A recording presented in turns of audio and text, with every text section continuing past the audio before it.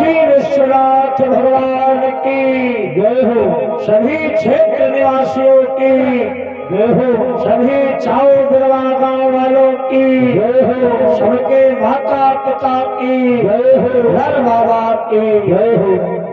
सब उपस्थित समस्त विवेक से महानुभाव श्रोता बंधु, माता सीता अलसैया सावित्री सुलोचना के प्रचिन्हों का अवलोकन करने वाली मेरे भारतवर्ष की समस्त मातृशक्तियां, नन्हे मुन्ने बाल गोपाल एवं अंतरिक्ष में विद्यमान अखिल ब्रह्मांड नायक जगत नियंता जगदाधार पर ब्रह्म परमात्मा, जिनकी सत्ता में सारा जगत निवास कर रहा है, ऐसे भगवान श्री हरि के चरणों में कोटि कोटि वंदन और काशी पुष्कर मठ पीठाधीश्वर ब्रह्मलीन श्री गुरुदेव भगवान के चरणों में कोट कोट नमन एवं श्री लक्ष्मी नारायण महायज्ञ की तृतीय दिवसीय रात्रि कालीन मेला में आप सभी लोग अपनी रात्रि शैया का त्याग करके आए हो, जिनके आने से ये भारतीय हिंदू परिषद सनातन धर्म पांडाल अपने को गौरवान्वित महसूस कर रहा है। इसके लिए कोटि कोटि धन्यवाद। यहाँ पर उपस्थित और अनुपस्थित सभी नारायण स्वरूप आत्माओं का हार्दिक स्वागत है। आइए, अभी आप लोग बड़ी सुंदर बात सुन रहे थे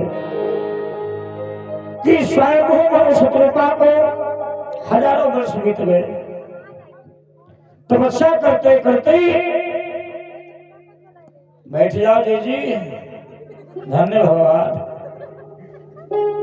अच्छा पिए जाते हो,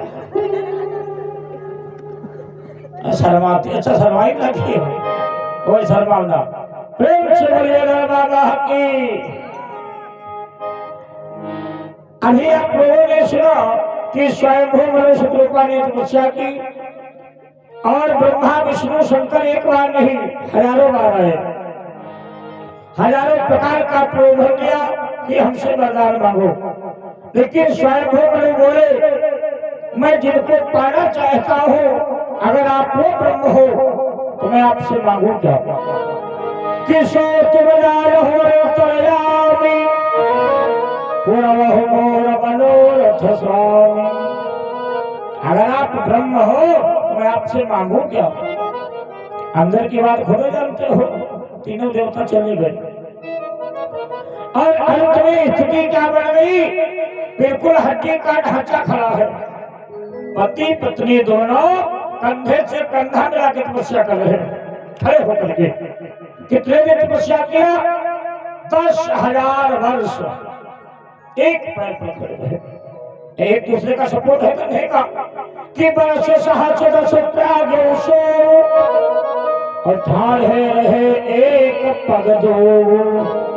अंत में वही ब्रह्मायाकार जिनके द्वारा कि संभव विष्णु भगवान उपजहि दास वंश तेरा, जिनकी कृपा से ब्रह्मा विष्णु शंकर भैया जन्म लेते हैं, वो ब्रह्माया। उसने आकाशवाणी की और जैसे आकाशवाणी की और वो अमृतमयी आकाशवाणी स्वयंभू मनु और शत्रुपा के कानों के रास्ते होकर के जब भैया हृदय में पहुंची तो स्थिति बदल गई। स्थिति क्या हुई मालूम? जैसे कोई मरा हुआ व्यक्ति पड़ा हो और उसके ऊपर अमृत छिड़क दो, अमृत जिंदा हो जाता है। ठीक उसी प्रकार से उनकी आवाज है कि श्रवण हुई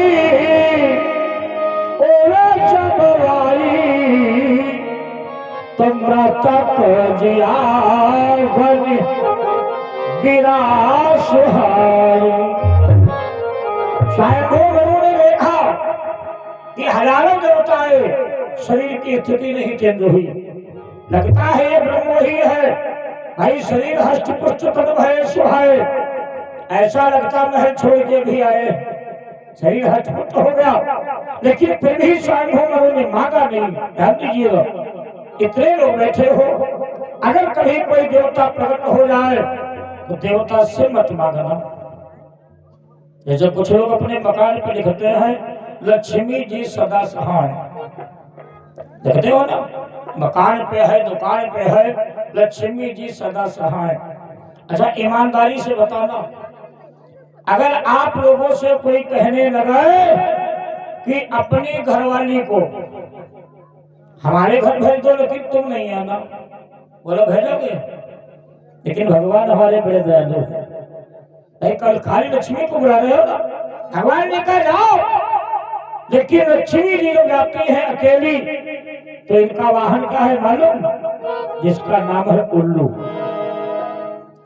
माता लक्ष्मी जी उल्लू पर बैठ करके नहा जाएगी, क्या भैया कल्याण होगा? इसके घर पहुंच जाएगी, बुद्धि उल्लू बना देगी, अहंकार पैदा हो जाएगा, भाई को भाई नहीं समझोगे, नातेदार को नातेदार नहीं समझोगे। और तुम्हें भैया लक्ष्मी को जाना कहाँ है? अपने पति के पास।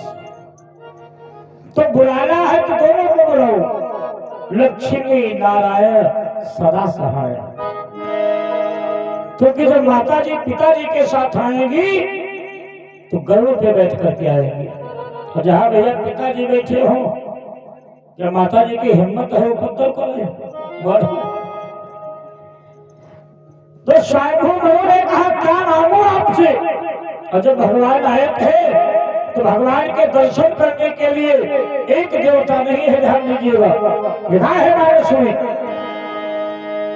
कि नील सरोवर हो नीलमणि नीर नीर धर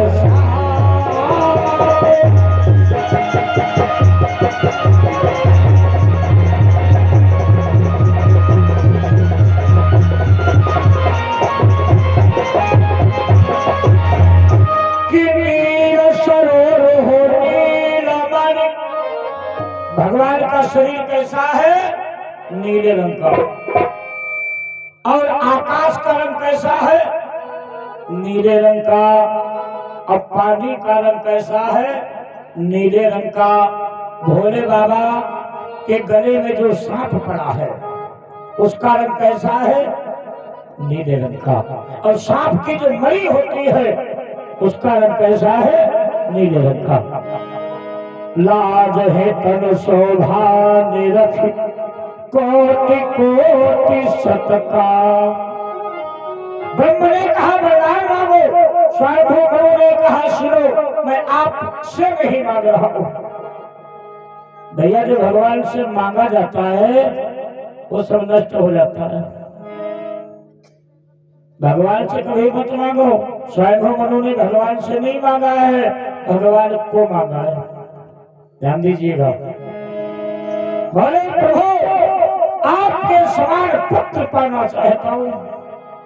तो ब्रह्म बोला एको ब्रह्म द्वितीयो नास्ति, मेरे समान कोई दूसरा है ही नहीं, इसलिए कि आप शरीर से खो जाओ कहाँ जाए।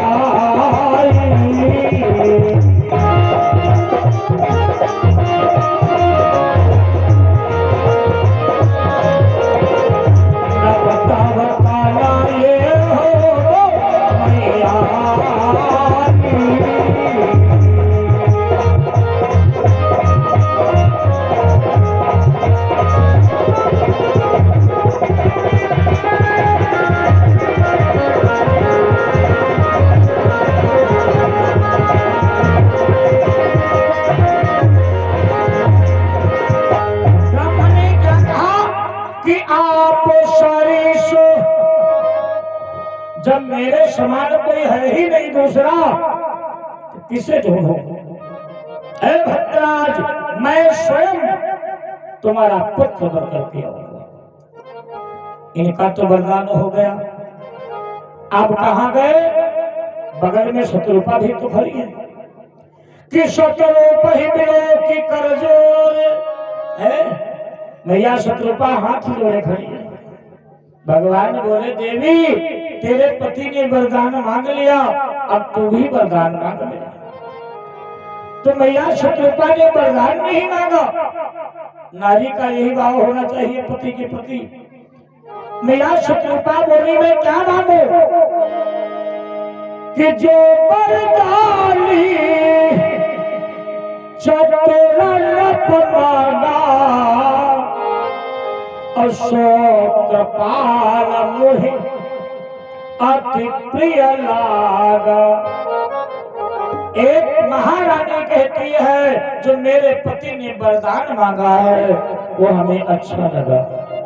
और आज कर ले पति देवता नौकरी मांगा, हाँ, और उनकी घरवाली आज भगवान हमें 1 किलो सोना मिल जाए, बोलो भेदभाव है नहीं है। भगवान ऐसी जगह नहीं रहते, ध्यान दीजिएगा, जहाँ पति पत्नी में सुमत नहीं है न भगवान कभी वहां गए हैं और न भगवान कभी जाएंगे। भगवान कहाँ जाते हैं जहाँ सुमत है। तो सार्वभौम शत्रुपा में कितनी सुमत है। शत्रुपा ने कह दिया जो मेरे पति ने वरदान मांगा है वही हमें अच्छा लगा। भगवान ने कहा फिर भी मांग लो, लेकिन शत्रुपा ने नहीं मांगा। जब ज्यादा प्रभु ने कहा तो शत्रुपा बोली जो अपने भक्तों को सुख देते हो, अगर इच्छा हो तो हमें भी दे देना। जो अपने भक्तों को भक्ति देते हो प्रभु, अगर आपकी इच्छा हो तो हमें भी दे देना। और जो अपने भक्तों को गति मतलब मोक्ष देते हो, अगर इच्छा हो तो हमें दे देना। ब्रह्म प्रसन्न हो गया। जहाँ पति पत्नी में भैया इतनी जरूरत हो कि पति ने जो कहा वही ठीक है।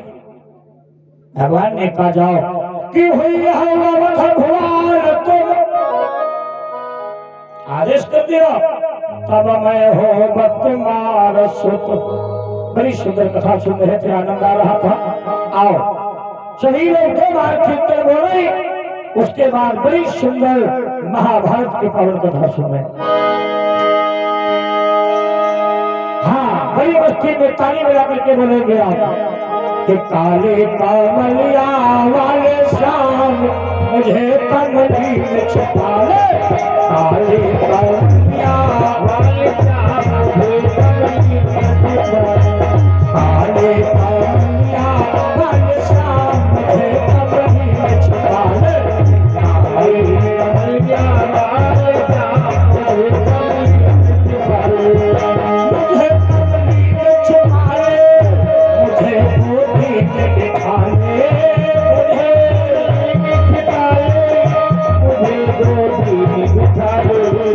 मुझे कमली में छुपा ले, मुझे गोदी में बिठा ले। मुझे बिठा ले, मुझे गोदी में बिठा ले। काले कामलिया वाले श्याम मुझे कमली में छुपा ले। कमलिया वाले श्याम मुझे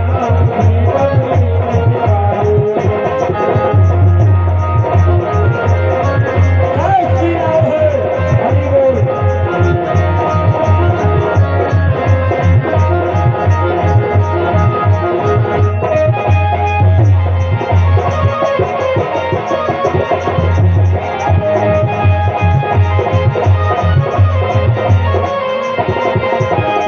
कमली है तेरी कारी जिसकी है महिमा निराली। कमली है तेरी कारी जिसकी है महिमा निराली। एक बात बताओ, आप लोग कितने लोग बैठे हो? मैं पूछना चाहता हूँ कितने लोग चाहते हो कि भारत का झंडा ऊंचा बनाना है? बहुत सुंदर। इधर हाँ ठीक है। भारत का झंडा इससे नहीं ऊंचा होगा। झंडा कब ऊंचा होगा मालूम? जब झंडा ऊंचा होगा। झंडा क्या है? हमारे आपके हाथ। आप लोग अपने बराबर तक हाथ उठा के तारीफ लाओगी, देखो सीधे नहीं करोगे हाथ। आप लोग बिल्कुल हाथ सीधे कीजिए। हरी बोल, देखो उठाइए हाथ। काले कामलिया वाले श्याम मुझे कमली में छुपा ले। काले कामलिया वाले श्याम मुझे कमली में छुपा ले। मुझे कमली में छुपा ले, मुझे गोदी में बिठा ले। मुझे कमली में छुपा ले, मुझे गोदी में बिठा ले। काले कमलिया वाले शाम के कमली छुपा ले काले कमलिया वाले शाम काले कमलिया वाले शाम के कमली छुपा ले काले कमलिया वाले शाम के कमली छुपा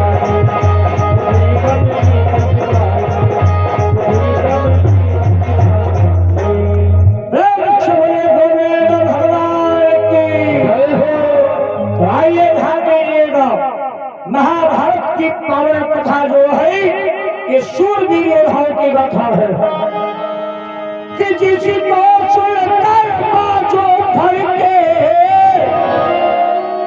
ऐसा आरत निनाद होगा और जिसको सुन करके जोश बढ़े ऐसा ही महाभारत होगा।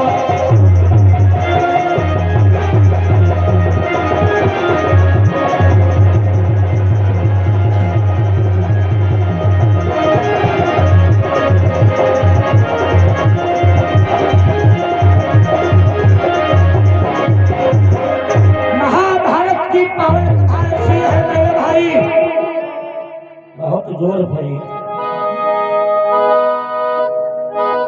महाभारत की कथा जो है इसको सुनने से एक जन्म का नहीं दो जन्म का नहीं जन्म जन्मांतरों के पाप नष्ट होते कि भारत कथा सुने मन लावे जन्म जन्म के पाप नसावे। अरे भागवत में तो 11,000 श्लोक है लेकिन महाभारत में 1 लाख है, ध्यान दीजिएगा। लेकिन कुछ लोग कहते हैं कि एक तरफ से महाभारत न सुनी जाती है और न पढ़ी जाती है, नहीं तो महाभारत होने लगता है। और अपना मानना क्या है जानते हो? अगर महाभारत की कथा सुनने वाला और सुनाने वाला दोनों मजबूत है तो जब तक कथा पूरी नहीं हो जाएगी यमराज की भी हिम्मत नहीं यजमान को ले जा सके। ये महत्व है महाभारत की कथा का। तो आइए महाभारत की शुरुआत कहां से है ध्यान दें आप लोग। कुछ लोग कहते हैं कि यदि द्रौपदी न होती तो महाभारत नहीं होता। कुछ लोगों का मानना है शकुनी न होता तो महाभारत नहीं होता। कुछ लोगों का कहना है यदि कृष्ण न होता तो महाभारत नहीं होता। लेकिन महाभारत की असली जड़ कहां से है ध्यान दो। आप लोगों ने शायद पढ़ा भी होगा, कक्षा की किताब में पाठ आया है कि भारत में मशहूर है हस्तिनापुरी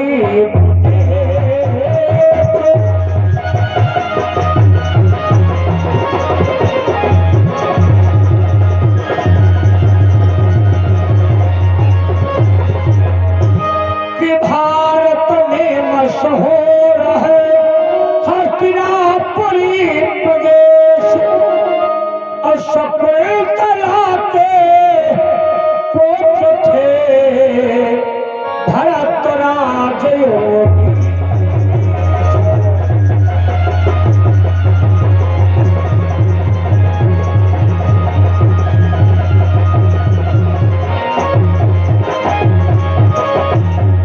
आप सबने पाठ पढ़ा होगा कि एक राजा दुष्यंत हुआ। राजा दुष्यंत जिनकी रानी का नाम था शकुंतला, कक्षा की किताब में पाठ आया हम भी पढ़े हैं।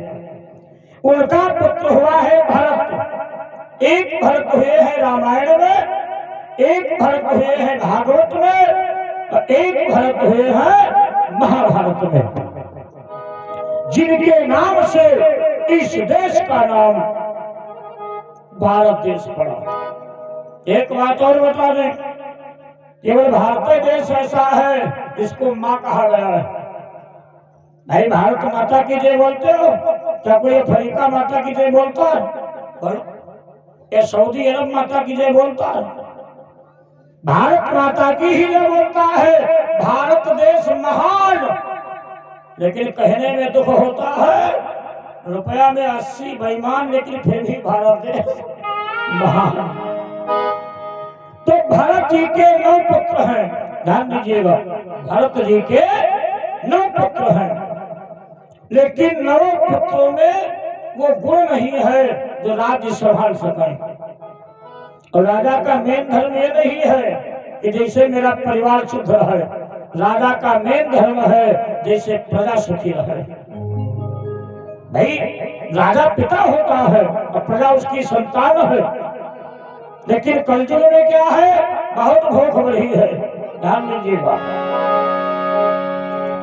कितनी भूख बढ़ी है मालूम, कि किसानों का पेट भरा ना खेत के अनाज से, तो जोत कर मेड़ का किनारा तक खा गए। देहात में झगड़ा काहे का है, मेड़ का, उनकी मेड़ खोद दे, उनकी मेड़ जोत दे। विचार करो, जो खेत में नहीं पैदा कर पाते हो तो क्या मेड़ में पैदा हो जाएगा। बहुत भूख रही है भारत में कि मिला था सरकार से भवन बनाने हेतु पर्याप्त धन। सरकार रुपया भेजती है, बढ़िया बिल्डिंग बनवाओ, लेकिन बेच कर ईंट और गारा तक खा गए, तब भी नहीं शांत हुई भूख। बहुत बढ़ी कि विधवा विकलांगों का देखो में धन, और बेच कर बेचारों का सहारा तक खा गए। इतना नहीं कि भारत में भूख बढ़ी इतनी तेजी से, और जब कुछ नहीं मिला तो लास्ट में पशुओं का चारा तक खा गए। हाँ, भारत जी के 9 बेटे हैं। भारत जी ने सोचा, अगर मैं किसी बेटे को राजा बनाता हूं तो राज्य नष्ट हो जाएगा। तो एक प्रजा का पुत्र है जिसका नाम था भारद्वाज मनु, महाभारत की जड़ वहीं से पड़ गई, उसे भैया राजा बना दिया। इतने लोग बैठे हो जिनके 9 लड़का हो, बैनामा दूसरे की नाम, तब बप्पा के खैरियत हुई। राते में है चौवा चौवा खाने के बारम भरी का घूमती सीता राम। लेकिन पहले की मर्यादा देखो आप लोग, इतनी बड़ी सभ्यता थी, किसी बेटे ने सुन नहीं हिलाया। इसको भैया अनुशासन कहते हैं। अब आजकल ठहरो, बप्पा कहीं जाओ नहीं जाओ, लड़का लाठी भी खड़ा उठा लिया तो मार डालूंगा। ये अनुशासन है, अनुशासनहीनता है। अगर बेटा कहता है तो पिता माने, तो भैया पिता का है तो बेटा माने, इसको सभ्यता कहते हैं। भारद्वाज के पुत्र है कौन, जिनका नाम है राजा शांतनु। बड़ा ध्यान से सुनना आप लोग। राजा शांतनु जो है भरतवंशी राजा हुए।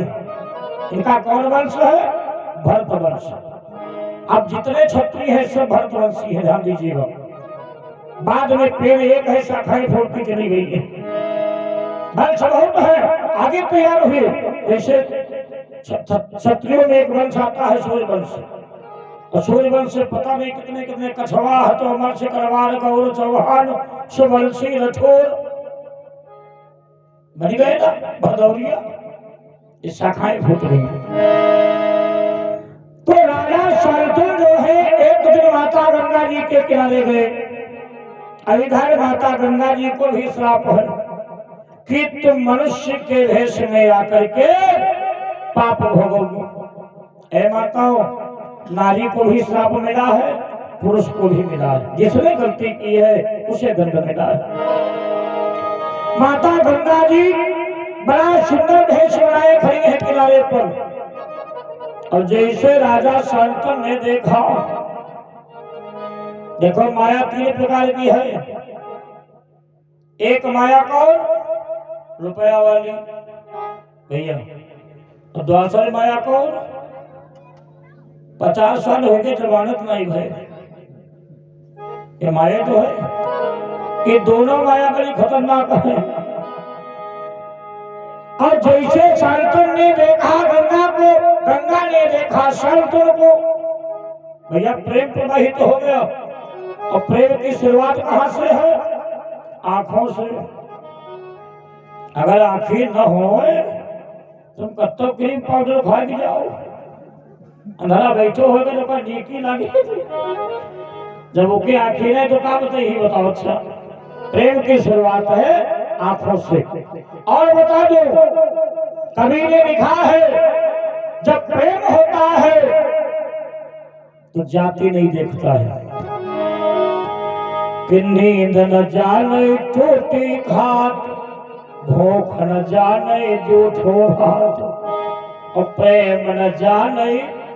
हाँ, राजा शंकर ने देखा, कहा देवी मैं तुमसे विवाह करना चाहता हूं। तो गंगा जी बोली क्या बुद्धि खराब है कि तुम भरत वंश के गौरव हो, क्यों हमसे ब्याह रचाओगे? और ये हमसे ब्याह रचा करके क्यों जीवन व्यर्थ बिताओगे?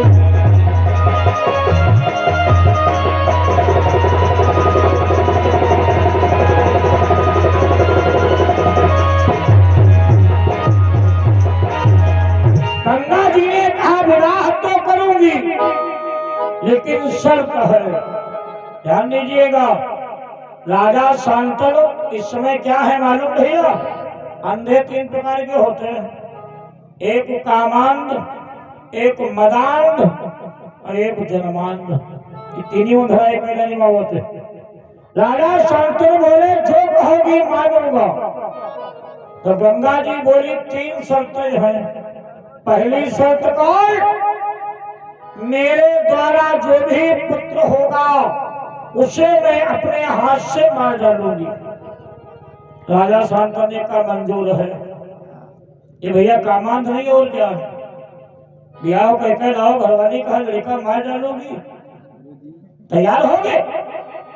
अवनीश वर्मा। अरे वाह, हमारे भैया अवनीश वर्मा ग्राम महेवा की तरफ से 51 मुद्रा का दान हुआ है। वैसे महेवा गांव में हमारे 8 बेटे भी हैं, वो भी तोमर परिवार, चौहान परिवार और भदौरिया परिवार है। 8 पुत्र हैं और बरातपुर में भी कुछ परिवार है। कभी बिकता ही गंगा जी ने कहा अगर मंजूर है तो विवाह करूंगी। राजा शांतनु ने कहा मंजूर है। कहा दूसरी शर्त यह है कि हमसे जीवन में कोई प्रश्न नहीं करोगे। राजा शांतनु ने कहा मंजूर है। गंगा जी ने कहा तीसरी शर्त यह है जिस दिन हमसे प्रश्न करोगे उसी दिन मैं तुम्हें छोड़ करके चली जाऊंगी। अब इसे भैया अंधा नहीं कहोगे, क्या कहोगे बोलो? राजा शांतनु ने कहा मंजूर है, भगवान की कृपा देखो, विवाह हो गया। अब विवाह में भैया घोड़ी थोड़ा पड़ेगी। महाभारत उठा करके देख लीजिए, न परीक्षा हुई। एक और विवाह है गंधर्व विवाह, अंग्रेजी में क्या कहते हैं भैया इसको? Love marriage. हाँ, नाम चेंज है। विवाह करके घर लाए, धीरे धीरे समय बीता, एक पुत्र हुआ। माता गंगा ने अपनी धारा में समाप्त कर दिया। कहने का मतलब धीरे धीरे 7 बेटों को गंगा जी ने समाप्त कर दिया। आज 8वें का नंबर है। दासियां बड़ी खुश हैं कि हस्तिनापुर का युवराज आने वाला है। तो एक दासी बोली ज्यादा खुश न हो, ये गंगा जो है माँ नहीं है, डाइन है, जो अपने बेटे को भैया मार डाले उसे क्या कहोगे? डाइन है और गंगा जी का वैसे नाम डाइन है। देखिए किस बेटे का हत्या करती है, ध्यान दीजिए। चंद्र चूड़ामणि बाबा ने लिखा है कि सरसरिधार नाम मर्दा किने सो सब को तक पात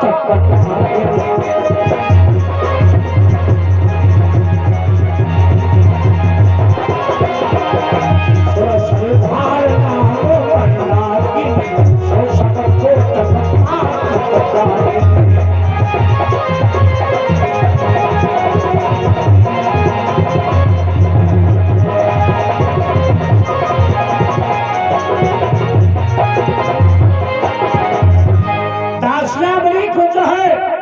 और राजा शांतन अट्टालिका पर खड़े हैं। नहीं, 8वां पुत्र होने जा रहा है, उत्तराधिकारी आएगा। लेकिन एक बात और बता दूं, जब बालक का जन्म हुआ तो माता गंगा जी उस बालक को गोदी में लेकर के महल से निकली।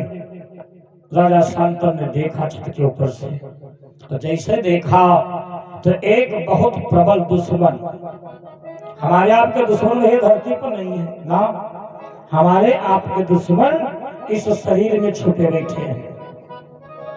जानते हो कौन? काम, क्रोध, लोभ, मोह, अहंकार। बोलो क्या इन दुश्मनों में से कोई दुश्मन कमजोर है? अगर क्रोध कहीं 5 मिनट शरीर में रुक जाए तो कहा खुद को आग लगाते हैं।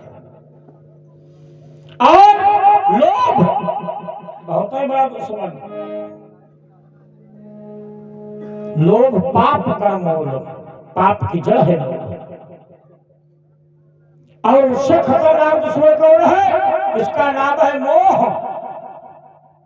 ये तो भैया सबकी जड़ है कि मोह सकल व्याधि कर मोला, कहते पुण्य उपजै बहु सोला। राजा शांतन ने जैसे बालक को देखा,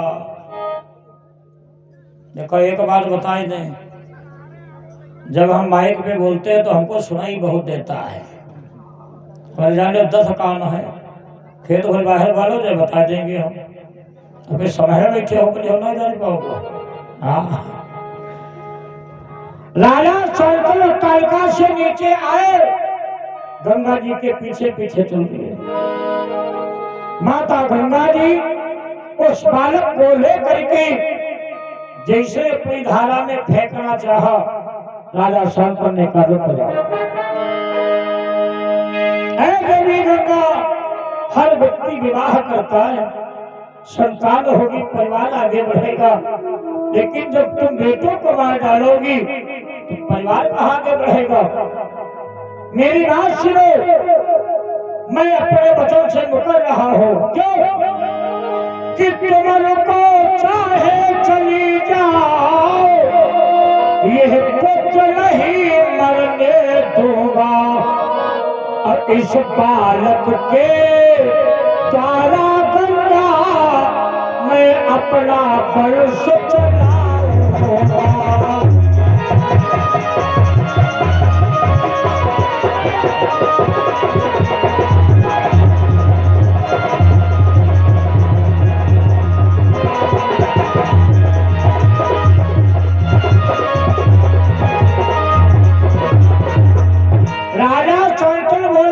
इच्छा हो तो महल में रुको, नहीं तो जा सकती हो।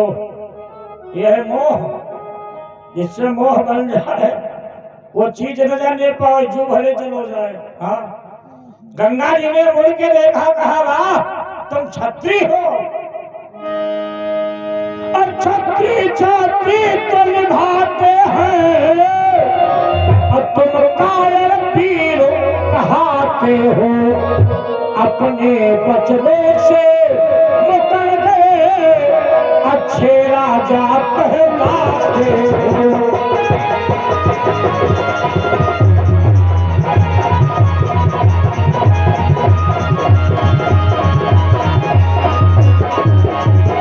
गंगा जी ने कहा तुम छत्री हो? अरे छत्री वो है जो भैया वचन देकर के पीछे रहते। ध्यान दीजिएगा, छत्री वही है अगर वचन दे दे त्रेता में बात आई है क्षत्रियों की ही कि रघुवंशील कर सहज स्वभाव। ध्यान दीजिएगा, मन का मजाक है हिल जाए। और एक चीज कवि लिखता है, रघुकुल रीति सदा चली आई, प्राण जाहो पर चल बचाई।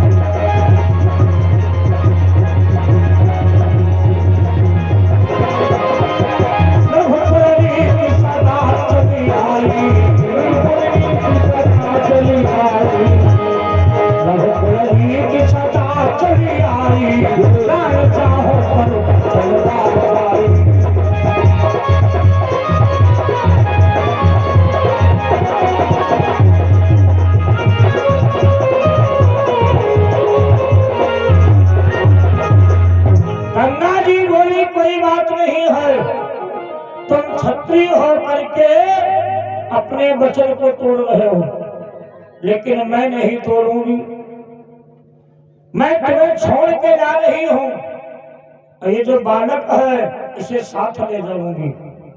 और कलयुग में यहाँ भैया आए दिन अखबारों में निकलता है, टीवी पर समाचार आते हैं, आप लोगों ने देखा भी होगा और सुना भी होगा कि माघ के मेले में प्रयागराज में 5 लड़कन की अम्मा सीताराम हो गई। प्रेम से बोले गोविंद भगवान की। गंगा जी बोली बालक को ले जाऊंगी, पालन पोषण करूंगी, और जब ये जवान हो जाएगा आपको लौटा दूंगी। गंगा जी बालक को लेकर चली गई। अब राजा शांतनु महल में आए। अच्छा ईमानदारी से बताना, इतने लोग बैठे हो, अगर आपकी घरवाली 2 दिन को जाती है कहाँ भैया, संदीप मैके जाती है ना, और 4 दिन ना आवे तो तुम्हारे फोन पर फोन, हेलो कब आओगी। अगर कह दे 15 दिन नहीं आओगी तो सीधे कहा तो मकान वो जो खुला पड़ा भले ढेरुआ उठा ले जाए। और अगर ज्यादा प्रेम करते हो, हमने कानों से सुना है, सीधे कहा तो अगर कल ना आई हो तो हमका जिंदा नहीं पाओगी। अन्य की मरी गई भैया सल्फास खाएगी। इतना बड़ा प्रेम। जब विदाई हुई दुल्हन की तो बहुरिया कम रावत है, वही ज्यादा रो रहे। और या खासियत बताई दी, हम आप रोते हैं तो खाली आंसू निकलते, ये जब रोती तो इनके आंसू नहीं बहाते। नाराज हो गए हम देखे ना है, इनके का बहाते, या आखिर रोती दूसरी आखिर हंसती। हमारे ऊपर बीत चुकी है। ओम प्रकाश गुप्ता की भाई की बहुरिया, जब विदाई का नंबर आया तो हमारे पास फोन आया, महाराज जी थोड़ा चले आओ। और हम भैया सफेद कपड़े के बड़े शौकीन था। हाँ, उसी दिन से सफेद कपड़ा पहनना बंद कर दिया मैंने। बढ़िया सफेद धोती, सफेद कुर्ता, सफेद गमछा, पहुंचे भैया। अच्छा लड़का भी इंजीनियर, बिटिया भी इंजीनियर, बोलो काहे रोग। जब विदाई होने लगी तो या कई बूढ़ा बैठी है, दांत एक का नहीं महंगा, उठ के खड़ी भई कहनी यह असगुलहिया हाय विदाई में है ना। बूढ़ा उठ के गई और बिटियावा के पकड़ी खपरी और दीवार में चट देने जी का नाई और कोहरा हो लगी। अच्छा हम खड़े देख रहे, हम काहे खड़े जान, जल्दी दक्षिणा में घर चली। हाँ जब बिटियावा रोई तो बूढ़ा पकड़ी ने पन्ना आता।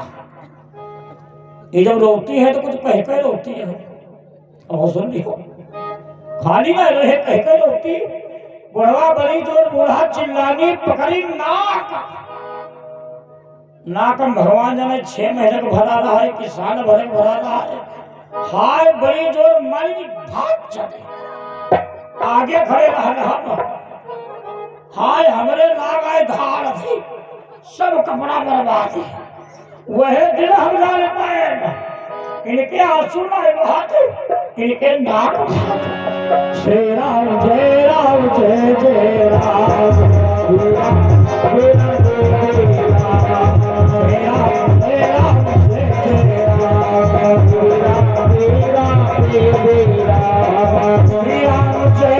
जय जय राम मीरा मीरा जय राम जय सिया राम जय जय सिया राम सिया राम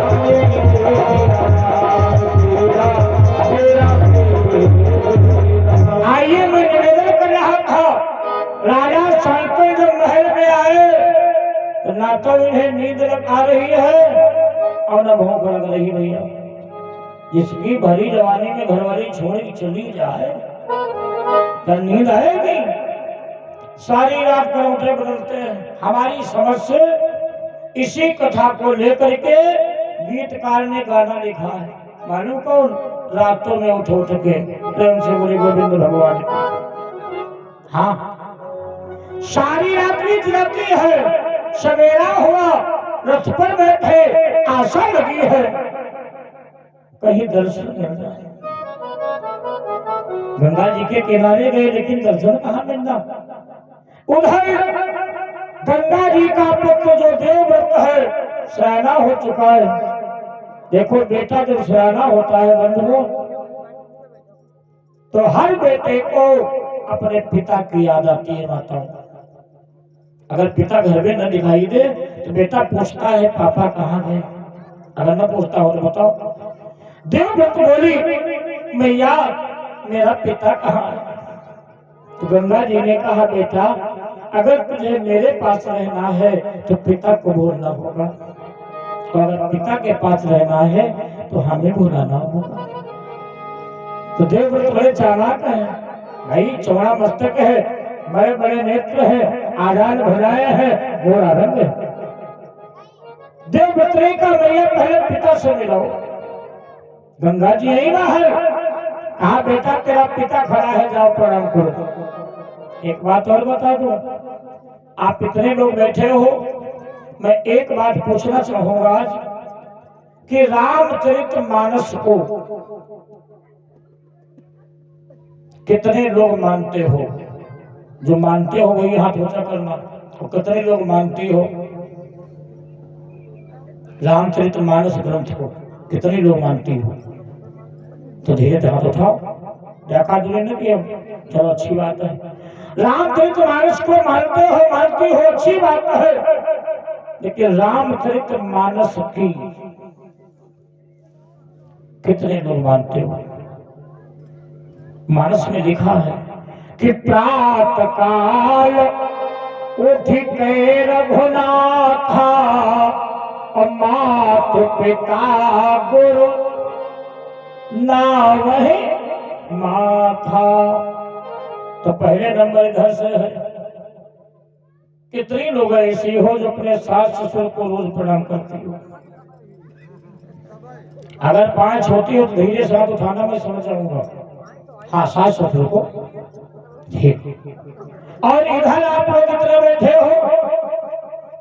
क्या नाम? 21 रुपए वीरेंद्र चौबरवा। वाह, हमारे भैया वीरेंद्र की तरफ से 21 मुद्रा का दान हुआ है। चौबरवा मंगल में कामना।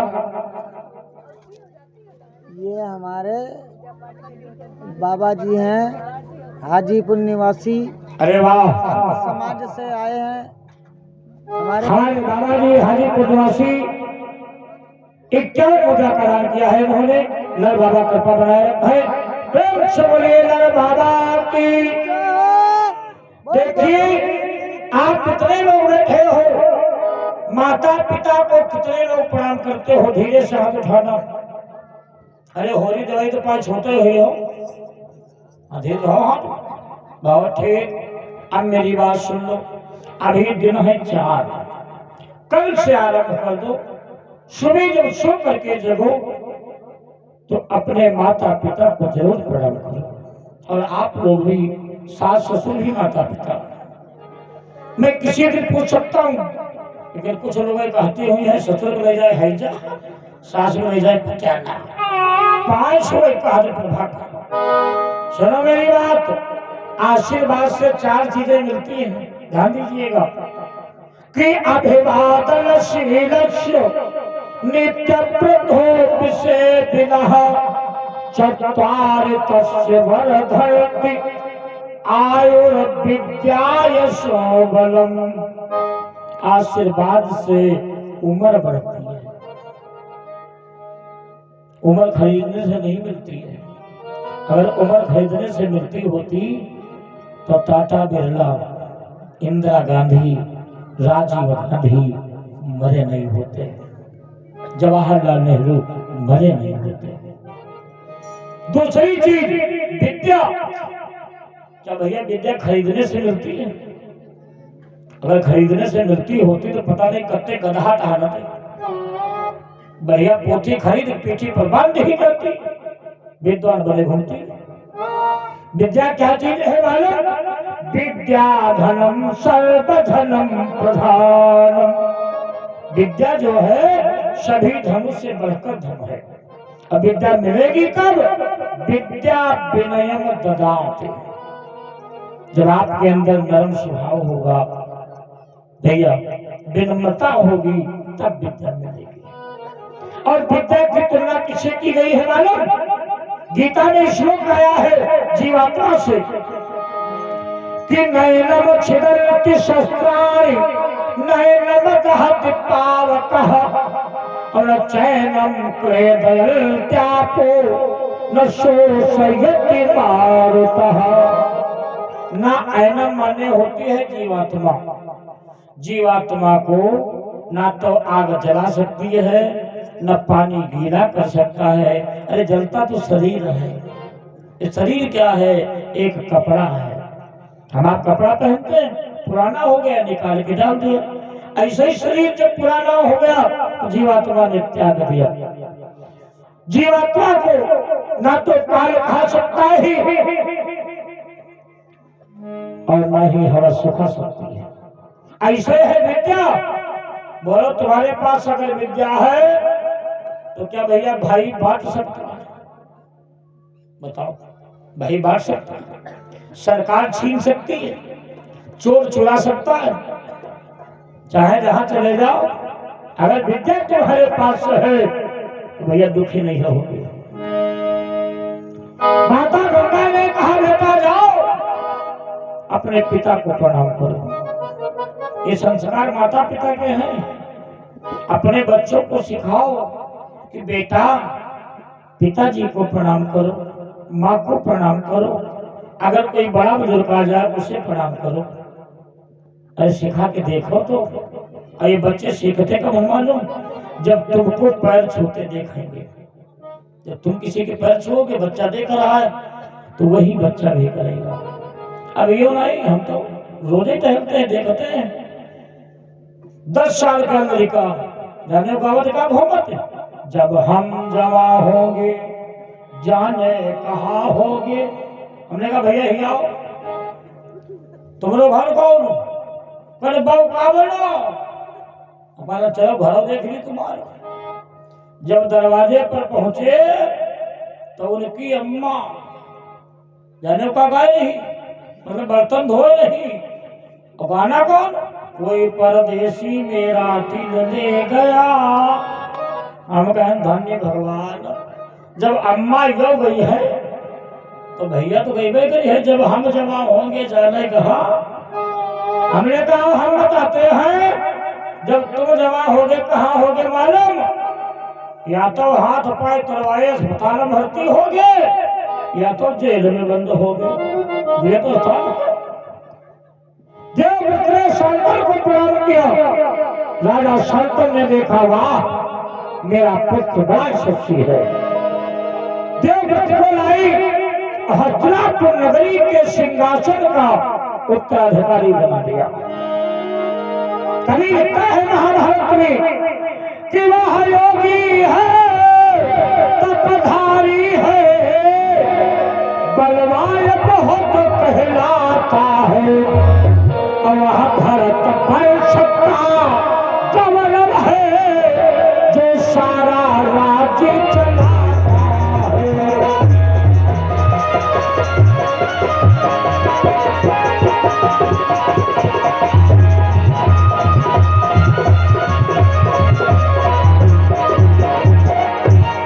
राजा शांतन ने उत्तराधिकारी तो बना दिया, लेकिन चिंता कहाँ गायब हुई? चिंता देखो ऐसी चीज है, चिंता चिता में केवल एक बिंदी का भैया फर्क है। अगर बिंदी हटा दो तो चिता बन जाती है, अब बिंदी लगाए दो तो चिंता हो गई। अच्छा चिता जब जलाती है तो लपट होती है ना, धुआं निकलता है, लेकिन जब चिंता जलाती है प्यारे तो ना लपट होगी न धुआं होगा। कभी ने उद्घोष किया है कि चिंता सापिनी को नहीं खाया, चिंता सापिनी को नहीं खाया, चिंता सापिनी को नहीं खाया, चिंता सापिनी को नहीं खाया, चिंता सापिनी को नहीं खाया, चिंता सापिनी को नहीं खाया, वो जग जाए न पाया,